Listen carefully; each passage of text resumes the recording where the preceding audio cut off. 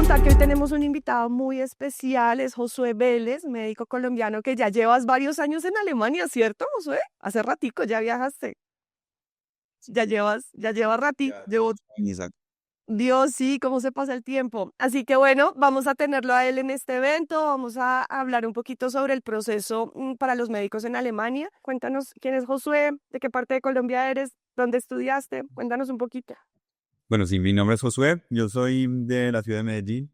En Medellín estudié también en la Universidad de Antioquia. Luego de que terminé mi carrera en Colombia, estuve varios años trabajando en el servicio de urgencias en la ciudad. Y hace 8 años decidí venirme para Alemania. Hace 8 años estoy acá.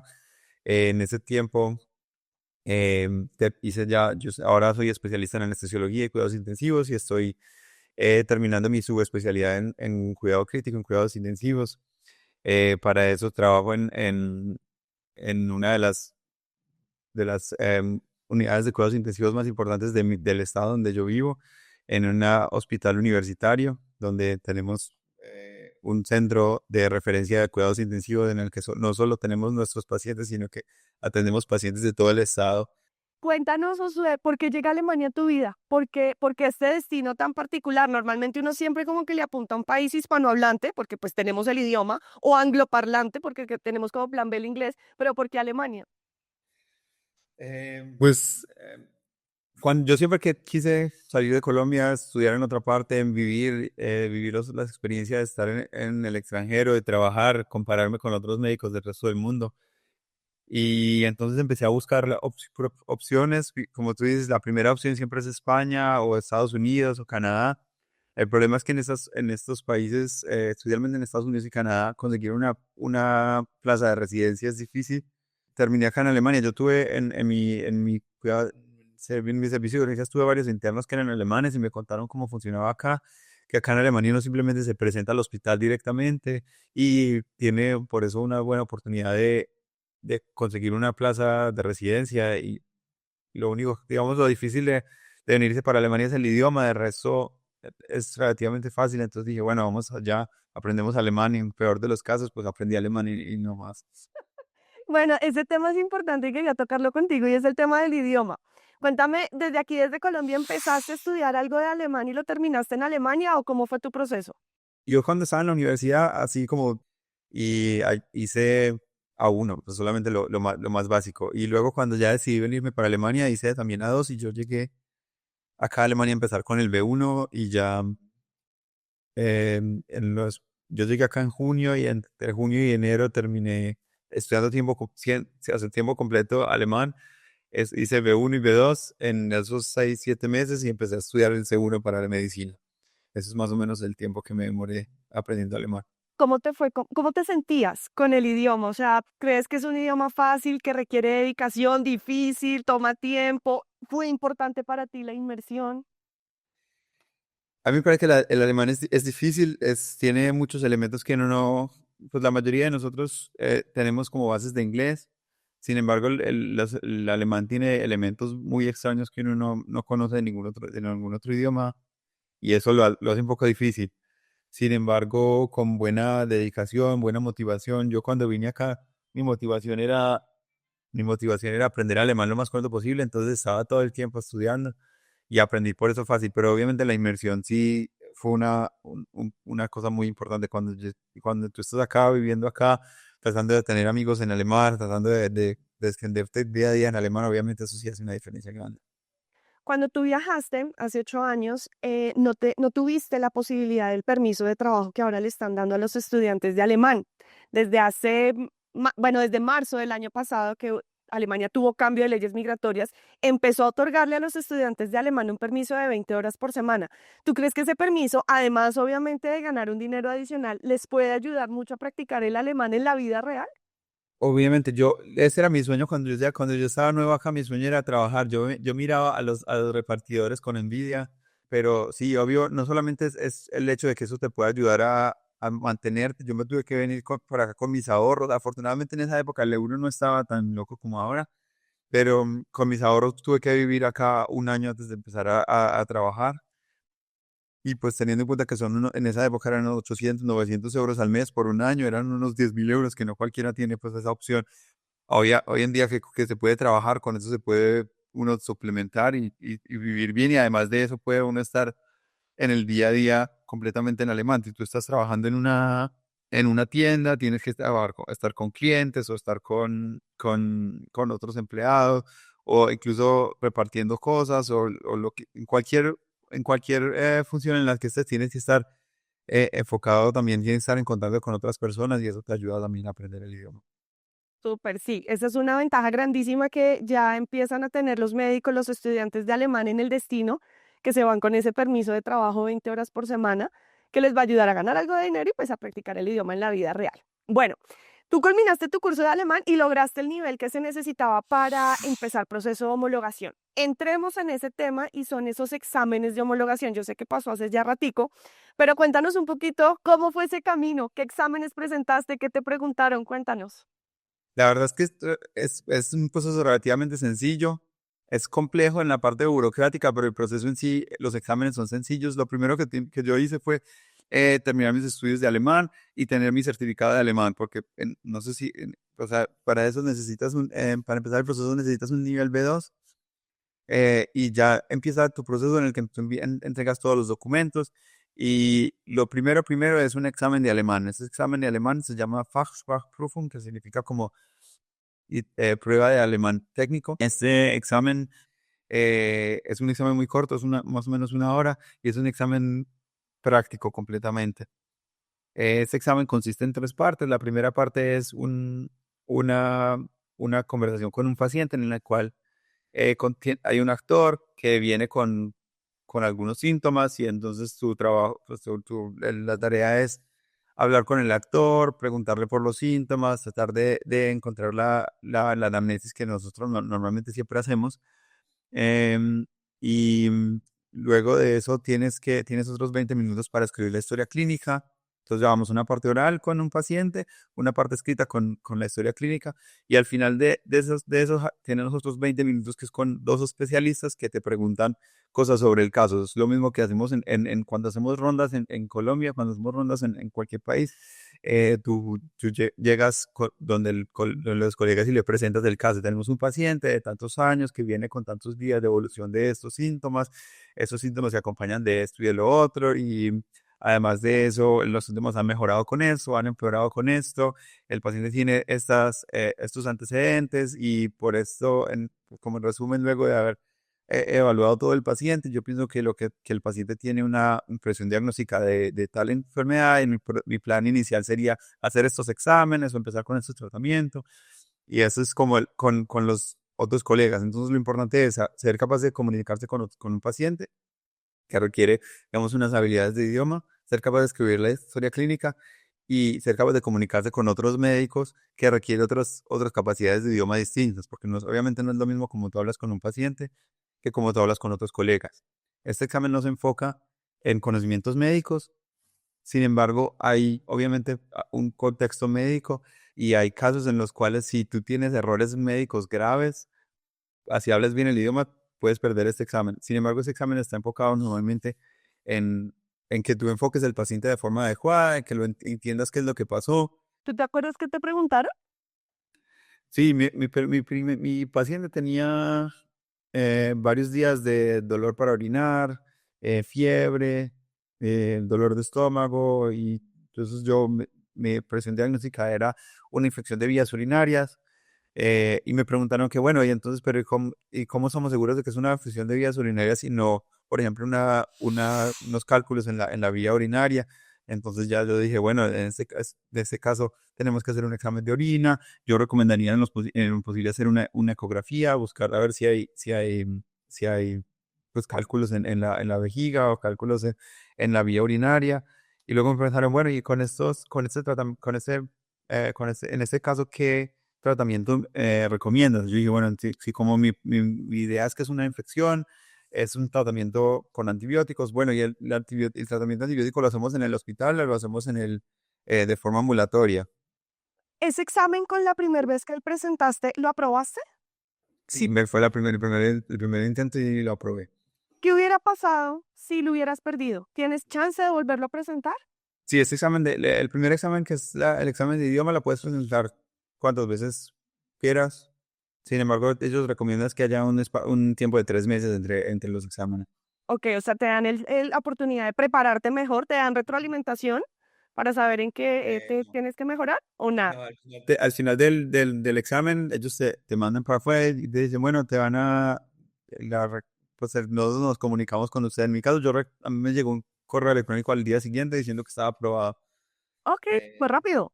Sí, no, las respuestas a los exámenes siempre son muy rápidas. Pero solamente es aprobado o no aprobado. En este caso no tiene ningún. Listo. Con la aprobación de ese examen, ¿qué viene para un médico?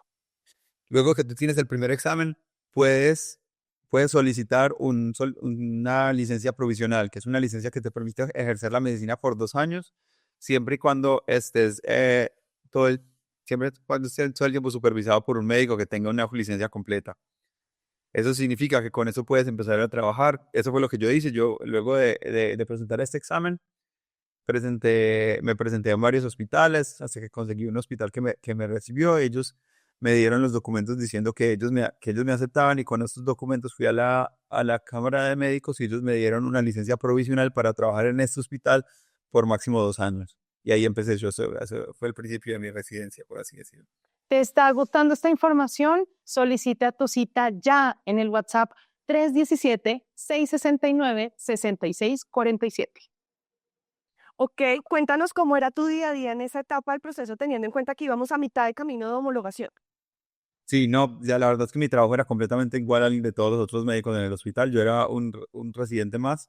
Yo empecé a hacer anestesiología. Mi trabajo de anestesiología era, acá en la anestesiología hay mucha independencia como residente. Entonces tú al principio aprendes lo básico, estás con otro especialista, y luego de un par de meses, si ellos ven que tú estás en la posición de tener pacientes solos, entonces tú tienes tu propia sala de cirugía. Entonces tú llegas y tú dices, bueno, yo estoy en la sala 4. En la sala 4 hay estas cirugías y tengo estos pacientes, entonces tengo que hacer mi plan de anestesia y tengo que hacer mis pacientes completamente solo.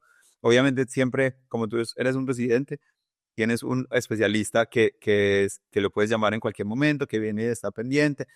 Independientemente de que tú no los llames, ellos están todo el tiempo pendientes de todas formas de que todo avance. Pero en sí mi trabajo era completamente normal. Lo único es que, como residente con este permiso que no es permanente, tú no puedes hacer noches porque en las noches estás solo en el hospital.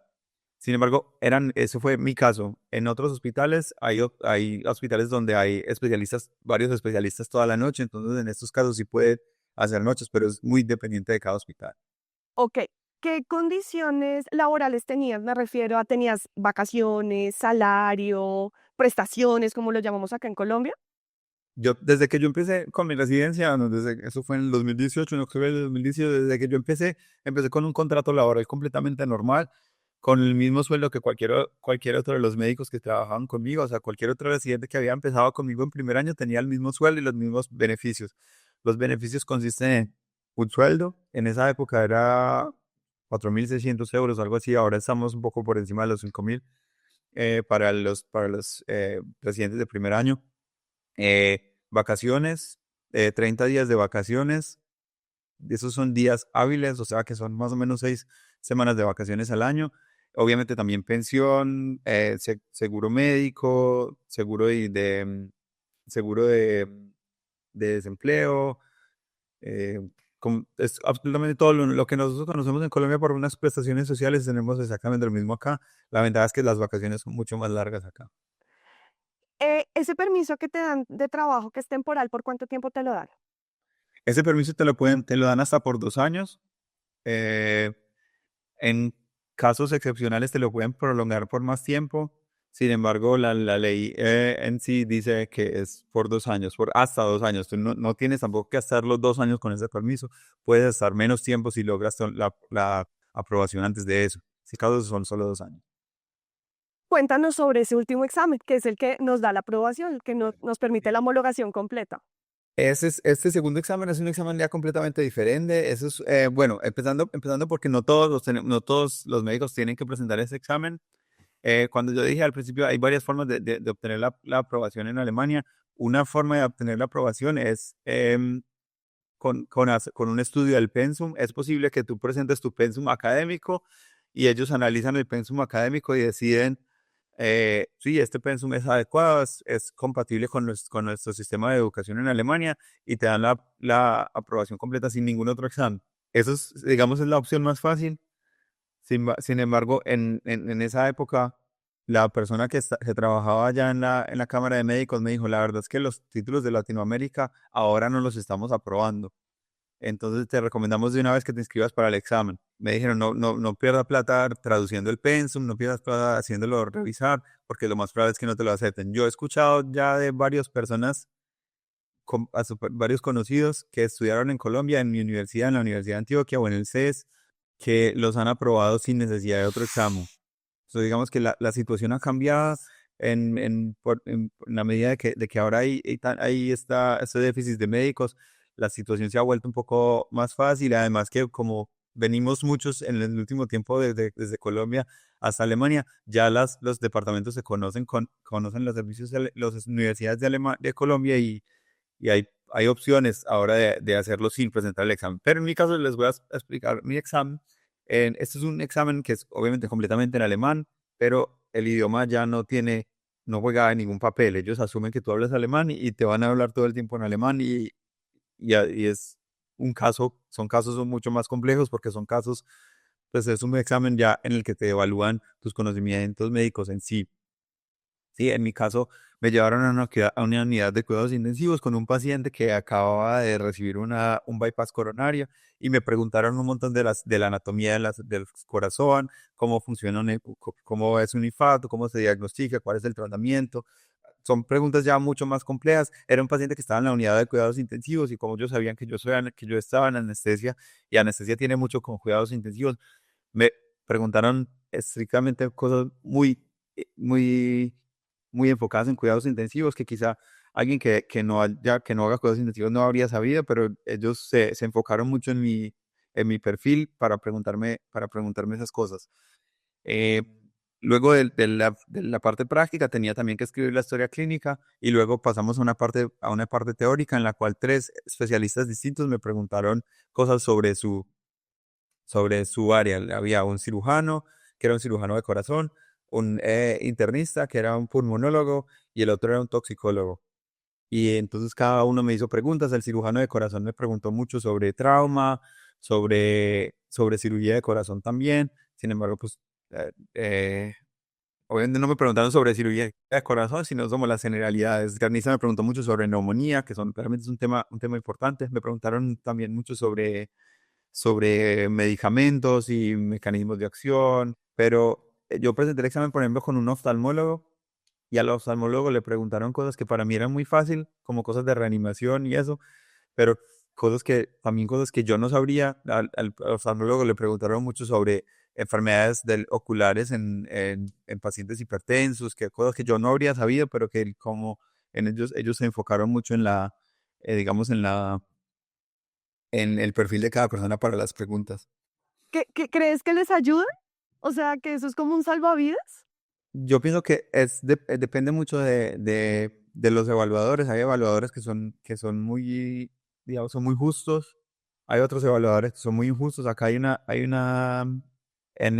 la comunidad de doctores extranjeros que se hacen acá, hay dos evaluadores que son famosos en toda Alemania porque con ellos es muy difícil pasar, porque hacen preguntas que son muy malintencionadas, pero pues también es mucho de suerte. Lo bueno es que si no tienes uno de esos evaluadores, tú no puedes tener la misma comisión otra vez. Si tú presentas el examen y no lo apruebas y tienes que presentarlo otra vez, tú tienes derecho a una comisión completamente nueva, entonces es probable que no te toque a alguien así. Que no lo repitas. Josué, ¿cómo te preparaste para este examen? En Alemania hay una aplicación que se llama Ambos, en la cual los estudiantes de medicina, con la cual los estudiantes, cosas que yo más usé porque también estaban todo en alemán y están como los temas más importantes. Además de eso, busqué protocolos de, de otras personas que habían presentado el examen. Tú encuentras en internet personas que dan su testimonio. A mí me preguntaron esto y lo otro, entonces busqué varios de esos y estudié los temas que les preguntaron a ellos. También hay como guías de qué temas son importantes, especialmente la parte de médico legal, que como nosotros estudiamos en Colombia, no, como yo estoy en Colombia, no conozco la parte legal acá, de cómo es un certificado de defunción, de cómo se hace de cómo son los medicamentos de control y todo eso, esas cosas también las preguntas bastante. Eso también es una de las cosas que más estudié. Pero en sí hay guías, hay guías de qué temas son importantes y en eso me preparé como unos 3 o 4 meses antes del examen, casi que a tiempo completo fuera del trabajo. Tú lo presentaste y lo aprobaste con la primera vez. ¿Qué hubiera pasado si lo hubieras perdido? Este examen lo puedes presentar hasta 3 veces. Luego de la tercera vez ya se acaba el proceso. En ese caso no sé qué pasa. Sin embargo, cuando yo lo presenté había una chica que lo estaba presentando por tercera vez y normalmente los exámenes son varias personas y estamos todos juntos y nos hacen preguntas a todos juntos. Y a esta chica que estaba presentándolo por tercera vez, presentó el examen sola, le preguntaron las cosas sola y ella al final lo aprobó. Entonces me imagino que en cierta medida ellos entienden que es la tercera vez y según los evaluadores con los que estés, te, puede que te ayuden un poco, porque me parece pues fuera de lo común que te la llevaron sola, hicieron el examen con ella sola y al final lo aprobó. Súper. Josué, una vez apruebas este examen, queda el título homologado completamente. O sea, ya tienes tu licencia como médico general. ¿Qué pasa a partir de este momento? ¿Te está gustando esta información? Solicita tu cita ya en el WhatsApp 317-669-6647. A partir de ese momento es como si hubieras estudiado medicina en Alemania. Eres un médico como cualquier otro y puedes hacer lo que quieras. Puedes trabajar en cualquier lugar de Alemania. Puedes empezar cualquier otra especialidad. En la mayoría de los casos, el tiempo que tú haces de residencia antes de la aprobación completa no te lo reconocen como residencia. Entonces, por ejemplo, si anestesia son 5 años y tú hiciste un año antes de la aprobación, tienes que hacer 5 años luego de la aprobación. A pesar de que ya tengas el tiempo y la experiencia, tienes que empezar luego de eso. Pero aparte de eso, es completamente como si hubieras estudiado en Alemania. Ok. Eh, ¿Cuánto vale especializarse en Alemania para un médico? No, absolutamente nada. Lo más caro fue, digamos, la parte de los exámenes. El primer examen me costó unos 250 euros más o menos. El segundo examen fue un poco más caro, costó 600 euros, 650 euros. Y luego de eso tuve que pagar por el certificado como 120 euros. En total, mis costos administrativos fueron por debajo de 1000 euros. Ujú. Y sin embargo, yo desde el primer día mi sueldo era 4.500 euros al mes, antes de impuestos, obviamente. Entonces yo durante toda mi residencia antes terminé en positivo. Yo terminé, me pagué deudas, ahorré, especialmente antes de la aprobación ahorré mucho porque uno siempre tiene como el miedo de que quizás no logre nada acá, no pase, no apruebe el examen de conocimiento y me tenga que devolver. Entonces ahorré primero mucho, pero luego es también la especialidad bastante positivo porque pues, tú tienes un sueldo que es adecuado, que es por encima del promedio en Alemania, con eso se puede vivir bien, con eso puedes pasear, digamos, a una vida completamente normal como residente, ¿sí? Realmente cuando yo terminé la especialización, mi vida no cambió para nada. Mi sueldo subió de unos 500 euros nada más luego de terminar la especialidad. Ok. Para nadie es un secreto que lograr una plaza, un cupo en Latinoamérica para que un médico pueda hacer su residencia no es nada fácil. Compiten muchos por 1 o 2 cupos, hay que esperar convocatorias que no son todo el tiempo, 1 o 2 al año. Eh, Acá en Colombia hay que pagar por especializarse, por hacer una residencia, no reciben un gran salario, creo que es 1 o 2 salarios mínimos, y eso redujo la cantidad de plazas. ¿Cómo funciona en Alemania que un médico pueda lograr una plaza? ¿Cómo es ese proceso de selección? Sí, siempre y cuando, una vez tú tengas una licencia para ejercer la medicina en Alemania, tú te puedes presentar a cuantas plazas quieras. Los hospitales manejan directamente su proceso de contratación. O sea, por ejemplo, mi hospital dice, nosotros necesitamos asistentes, pues 3 residentes de anestesiología, entonces abren las plazas y tú te presentas, vas a una entrevista de trabajo completamente normal con el jefe y si te aprueban puedes empezar a trabajar inmediatamente. En mi caso me pareció que fue relativamente fácil. Yo luego de tener luego de tener el primer examen que tenía la licencia provisional, yo presenté tres entrevistas y me llamaron para una. Realmente fue muy rápido y muy sencillo. Y me di cuenta que en anestesia hay muchísimas opciones, porque anestesia normalmente es uno de los departamentos más grandes del hospital. En mi hospital donde estoy ahora, el departamento de anestesia tiene 150 anestesiólogos, lo cual permite en mi caso, mucha movilidad. En mi caso, incluso, yo ya no busco trabajo, a mí me escriben, me ofrecen. Ahora esta semana tengo una entrevista porque otro hospital está como, digamos, mi hospital tiene tan buena reputación, otro hospital está tratando de convencerme de que me vaya donde ellos. Entonces, digamos, las opciones son muy grandes según la especialidad donde estés, lo que es medicina interna, ortopedia, cirugía general, anestesiología. Tiene muy buenas plazas porque son usualmente departamentos muy grandes dentro del hospital. Ya si quieres algo como radiología, neurocirugía, cirugía vascular, que son normalmente departamentos más pequeños, obviamente un departamento que normalmente tiene 4 o 5 médicos no va a necesitar cada año uno nuevo. Entonces, no, digamos, hay menos plazas para estas especialidades. En mi caso, em, yo encontré una plaza mucho más fácil y, sin embargo, recomiendo mucho que si alguien quiere una plaza que digamos es una especialidad que es poco común, que muchas personas quieren por ejemplo, radiología o neurocirugía, también es una muy buena opción buscar esas plazas fuera de las grandes ciudades, porque obviamente en un hospital en una ciudad donde todos quieren vivir, tiene muchas personas interesadas, entonces pueden escoger mucho más fácil a quién recibir. Sin embargo, si uno está dispuesto a irse a un lugar más rural, más alejado digamos, de las grandes ciudades, tiene mucho mejores opciones de encontrar una plaza, incluso en esas especialidades. Josué, ¿cómo es el día a día de un médico residente en Alemania? Mi día a día era, yo llegaba, tenía mi sala, tenía mis pacientes y yo tenía que organizar todo. Tenía que planear mi plan de anestesia, hacer la inducción de mis pacientes, estar pendiente de mis pacientes durante la cirugía, despertarlos después y hacer el cambio por el siguiente paciente. Otros días no tenía cirugía, sino que tenía que estar en las consultas preanestésicas, en las cuales tú vas al consultorio y ahí tienes 30 pacientes que se van a operar en la siguiente semana y tienes que revisar los pacientes, revisar los exámenes, mirar qué tipo de cirugía es y qué tipo de anestesia es apropiada para esa cirugía, hacer los consentimientos informados y todo eso. Em, Eso es como el día cotidiano. Normalmente es de 7:30 a 4 de la tarde. Y en mi caso, cuando hacía noches, hacía eh, 4 o 5 veces al mes.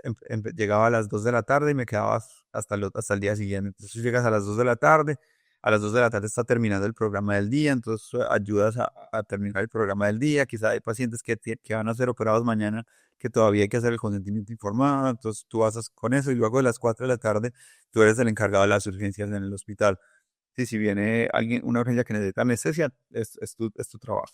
Eso es en el caso de anestesia. En casos por ejemplo, en medicina interna, que conozco gente que es de medicina interna, llegan en la mañana, hacen la ronda de los pacientes, se hacen exámenes, se planea lo que se va a hacer en el día y en la tarde se hacen procedimientos como endoscopias o colonoscopias, todas esas cosas, y luego se van luego otra vez digamos, a la estación a revisar los pacientes que se revisaron durante el día, a ver si tienen exámenes nuevos, todas esas cosas.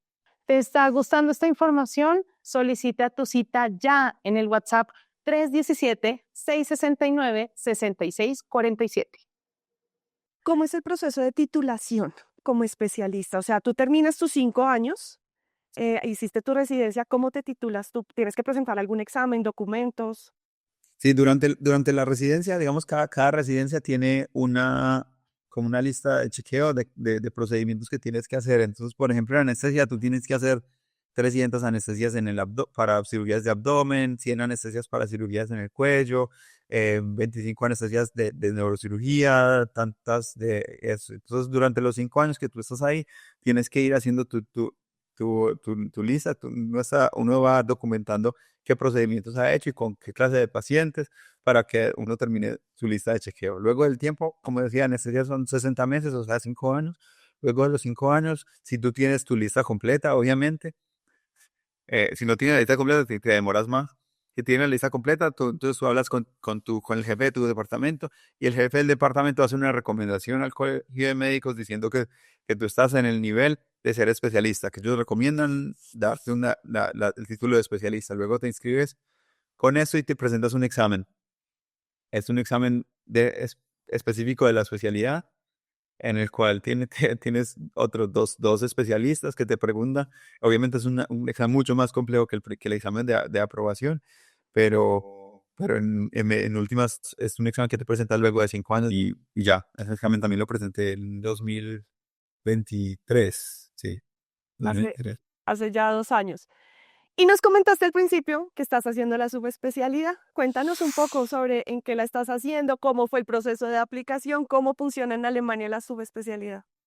Sí, en Alemania la subespecialidad realmente también es igual de sencilla. La mayoría de los hospitales que ofrecen la residencia te pueden ofrecer algunas subespecialidades, no todos, obviamente. Como yo trabajo ahorita en un hospital universitario, yo podría en mi hospital hacer cualquier subespecialidad. Sin embargo, por ejemplo, en la anestesiología hay opciones como medicina del dolor, cuidados paliativos, pero digamos lo más común como anestesiólogo es hacer cuidados intensivos. Yo en Colombia hacía urgencias, entonces cuidados intensivos es como muy por la misma línea, entonces es algo que me interesó. Para hacer cuidados intensivos, tú necesitas 18 meses de experiencia en cuidados intensivos propiamente. Eh, y ese es el proceso. Tienes que conseguir una opción de trabajo donde te metan 18 meses seguidos en la unidad de cuidados intensivos. Eso a veces es difícil, pues digamos, tiene uno que buscar. Yo empecé mi subespecialidad en otro hospital, donde estaba en una unidad de cuidados intensivos, donde solo teníamos pacientes de cirugía cardiovascular. Y ahí yo hice la mitad hice un año, realmente un año de mi subespecialidad, pero no quería digamos, terminar mi subespecialidad solo con este tipo de pacientes de cirugía cardiovascular. Y por eso lo menciono, porque me parece que es muy interesante que tú acá puedes cambiar y terminar la especialidad o la subespecialidad. Me cambié a un hospital más grande donde podía aprender otras cosas. Y lo mismo con la subespecialidad. Hice un año en un servicio de cirugía cardiovascular y los últimos 6 meses los estoy haciendo en otro hospital completamente distinto donde tenemos otra clase de pacientes porque en mi opinión es importante como tener varios tipos de pacientes como para uno tener una visión más grande como subespecialista. Sin embargo, podría haber terminado todo mi proceso en el otro hospital. Y es esencialmente el mismo proceso. Hay una lista de chequeo, hay tantos meses que tienes que cumplir y tienes que hacer, no sé, 10 traqueotomías, tienes que hacer reanimación de tantos pacientes, hay que hacer diálisis, todas las terapia de soporte vital avanzado por tantos tipos de pacientes y todo eso es una lista de chequeo. Luego de la lista de chequeo y el tiempo, te presentas otra vez, presentas un examen y en eso estoy ahora. Mi rotación termina en noviembre. En noviembre me inscribo para el examen y espero presentar el examen en enero o en marzo. Ya casi, estás a nada para presentarlo, súper. Como, digamos que en esa área, en la subespecialidad, ahorita que la estás haciendo, igual te siguen pagando, es un proceso gratuito, es exactamente igual. Es exactamente lo mismo. Es exactamente lo mismo. Obviamente tienes el sueldo de un especialista. Digamos que tú te gradúas como especialista en anestesiología, en mi caso, y entonces tienes un sueldo de especialista que ahora son unos 7.000 euros más o menos antes de impuestos. Y, y si tú dices, bueno, yo quiero trabajar como especialista en anestesiología, este es tu sueldo, pero si tú dices, yo quiero también hacer la especialidad en UCI, tú vas a la UCI y tienes el mismo sueldo, pero es el mismo contrato.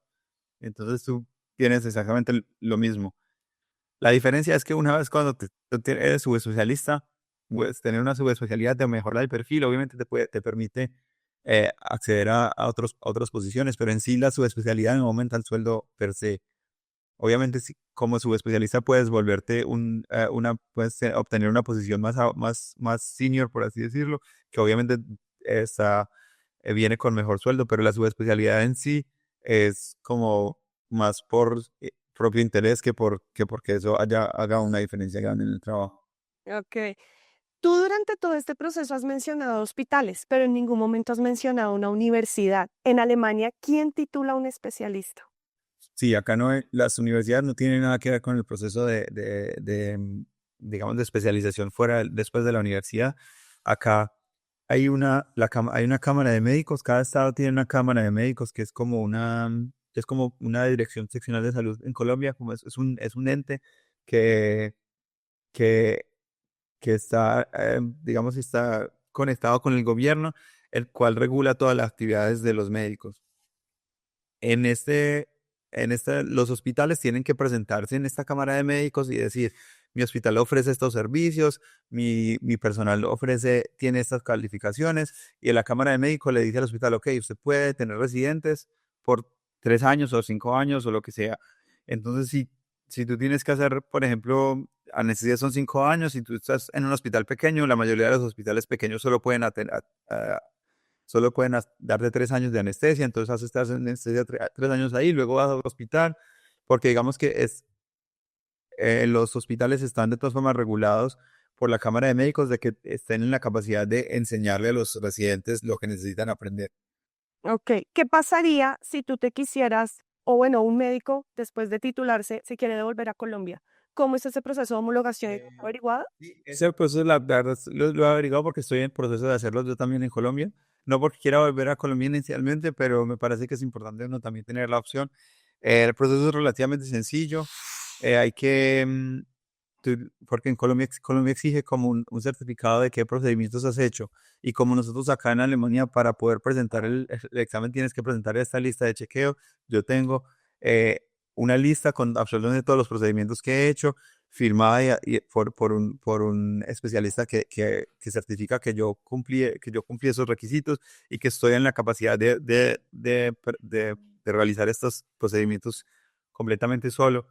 Entonces, traducir todos estos documentos, como la lista de chequeo, la carta de recomendación de mi jefe que dice que él considera que yo estoy en la capacidad de hacer todo esto solo, el certificado apostillado del título, y ya esto se presenta esto se presenta pues se puede hacer incluso en línea con el Ministerio de Educación, y es esperar la respuesta. En sí, los requisitos están ahí, pero como no tengo experiencia propia del final del proceso, no sé cómo funcione también. Pero obviamente es posible homologar en Colombia y volver a Colombia. Súper, esa es una pregunta súper importante. Puede pasar que, no sé, se devuelvan, no se devuelvan, pero es viable homologarlo. Alemania tuvo cambio de leyes migratorias marzo del año pasado, como lo mencionamos al principio, y fue el tema del permiso de trabajo. Aquí te quiero preguntar por tu tema migratorio, porque ya llevas 8 años, ya estás haciendo la subespecialidad, ya has recorrido todo este camino. Cuéntame cómo está tu proceso migratorio en este momento. ¿Tu intención es pasaporte alemán? ¿Ya lo Yo tienes? ya tengo mi pasaporte alemán. Digamos, al principio fue un poco complicado porque me daban una visa por un año, y luego por otro año, y luego por 2 años, y luego de 4 años me dieron una, una residencia permanente. La residencia permanente implica, pues realmente era mucho más fácil porque ya me la dieron por 10 años, y si la quería renovar no tenía que presentar documentos otra vez, simplemente ir a renovarla una vez con la residencia permanente. Realmente pues uno puede recibir la residencia permanente luego de 33 meses, que es muy poco. Y ya luego de 6 años me pude naturalizar y pude obtener el pasaporte alemán. A pesar de eso, incluso ahora la nueva ley redujo el tiempo a 5 años. Incluso ahora es más fácil de lo que me tocó a mí. Luego de 6 años fue un proceso realmente largo, pero fue presentar los documentos y esperar. Cuando llegó la nueva ley, hubo mucha gente que se presentó. Entonces me tocó esperar más o menos un año de proceso, pero fue solamente esperar, no tuve que hacer nada.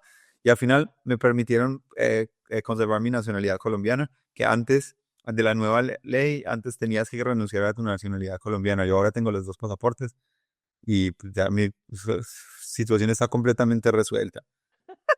Súper, Josué, te felicito. Me alegra de verdad escuchar este testimonio. Gracias de verdad por compartir tu experiencia. Siempre que nos conectamos, que hacemos un webinar, tienes noticias nuevas para nosotros, cosas chéveres que te han pasado. Así que de verdad me alegro un montón.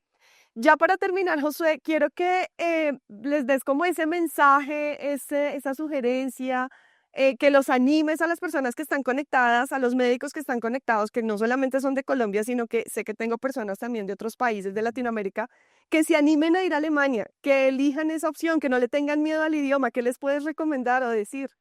Pues yo siempre digo que la mejor decisión que yo he tomado en la vida fue venirme para Alemania. Yo decidí venir acá, en esa época incluso era mucho más difícil. Yo me vine acá con mis ahorros, vendí el carro, vendí la moto y dije, me voy allá, me gasto todos los ahorros de la vida. eh, y me vine acá, estudié alemán, y ahora mi vida yo vivo muy feliz acá. Yo me casé con una alemana, tengo un trabajo que me soñaba siempre, trabajo digamos, a un nivel avanzado de mi carrera, que en Colombia quizá hubiera sido un poco más difícil. Tuve la opción de especializarme, de hacer la subespecialidad. La vida es fácil digamos, cuando tú trabajas, pero trabajas y con lo que tú trabajas puedes ir de viaje, pasear, tener una vida muy, muy agradable. Yo siempre recomiendo mucho aprender la mayor cantidad de alemán antes de venir, porque te más tiempo, digamos, una de las cosas que a mí más tiempo me tomó acá fue los primeros 8 meses que tuve que esperar para tener el nivel de alemán para presentarme. Si hubiera venido ya con el idioma, pues hubiera podido acortar, digamos, esa fase que estuve sin trabajar y sin sueldo, sin nada. Pero no, todo el tiempo, muchos amigos se han venido, con mi experiencia, muchas personas se han venido para Alemania y yo siempre motivo a todos a venir. Obviamente es difícil, la cultura es completamente distinta, el modo de vivir es completamente distinto. Para algunas personas eso es difícil, los alemanes son un poco difíciles en algunos sentidos. Sí, el clima es difícil, pero, pero me parece que son cosas que valen la pena, digamos, aguantar porque en mi caso los beneficios han sido mucho mayores.